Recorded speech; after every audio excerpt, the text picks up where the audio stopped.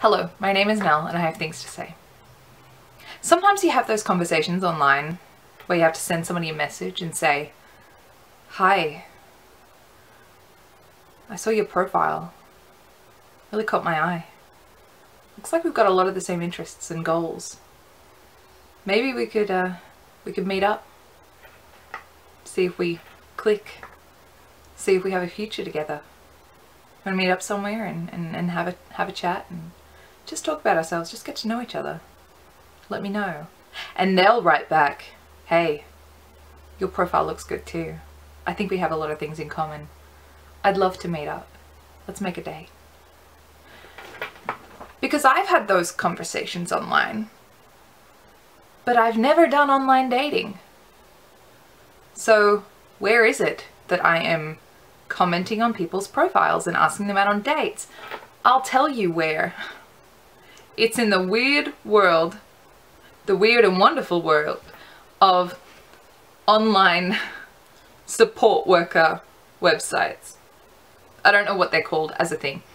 There's a thing where there are these websites and support workers register there and they can find clients there. They, you know, the websites help them kind of cover insurance and things like that. They help them with financial stuff. They help them with the legal stuff. It's for people, support workers who want to provide support but do not want to work for an actual organization. They want to go independent without having their own business. This is the way they do it. And they're great. These websites are great. I used them a few years ago to get my very first worker. Then I was able to get some workers through actual organizations. And now I've had quite a few people leave and the organizations are struggling to find more people. So I thought, okay, I'll jump back on the websites. But it's so weird because what I explained at the beginning of the video, that is literally how the exchanges happen.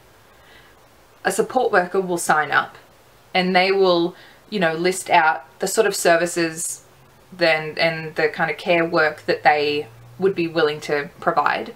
They'll talk about their experience. They'll talk about their interests. They'll talk about, you know, how they got into this and they'll talk about like when they're free. And then me as a client, I will pop in and I will write my profile of the care I need, of my interests, of my living situation, of when I require care. You know, a little bit about myself. And it really is that thing of when I go looking for workers, I'll just, you know, look through profiles that have, like, for me, it's personal care and domestic assistance. And so I'll be like, yeah, they look good. Yeah. Oh, okay. They've also handled mental health. That's really, really good. That's really attractive. Oh, okay. So they've got experience in foot care. Very nice. And I'll, you know, pick some of these people, and I will sometimes message multiple people at once, sometimes using the same message. And it will usually say, "Hey, I saw your profile and, you know, it looks like we'd be a good match. Let's talk." That's literally how it goes. It's so weird and I always feel awkward, and I always, like, I'll say to mum, "Ooh, this person looks really good. Oh, should I message them? Should I? Oh, okay, I'll say like, 'Hey, I saw your profile and, you know, you look really good.' Oh, is that too forward? Am I coming on too strong?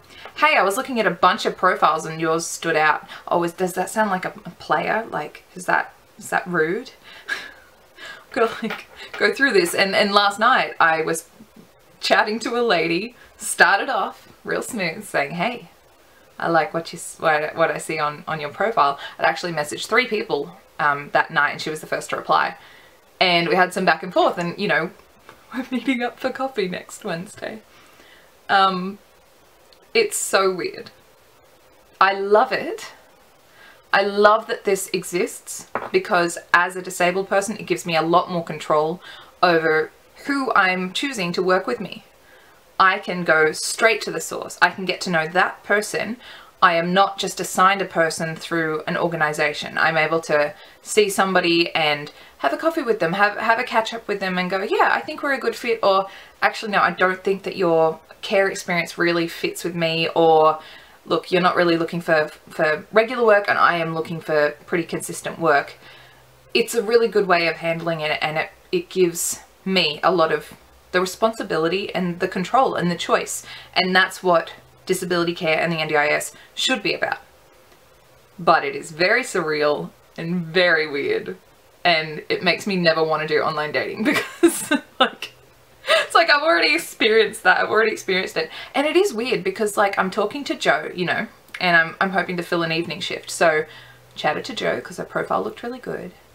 And we talk about like, hey, maybe we'd be a good fit. And now we're going to like meet up for coffee, and then we'll have a talk about like, will this work? Are we right for each other? And then eventually she's going to come to my house and help me take my clothes off. That was my phone, but it sounded like it was just providing sassy sound effects.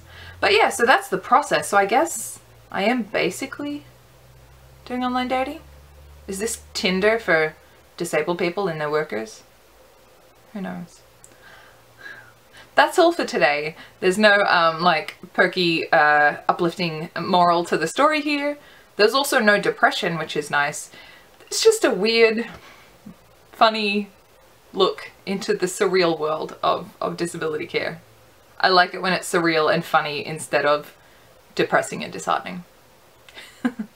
Alright, that's all for today. Bless.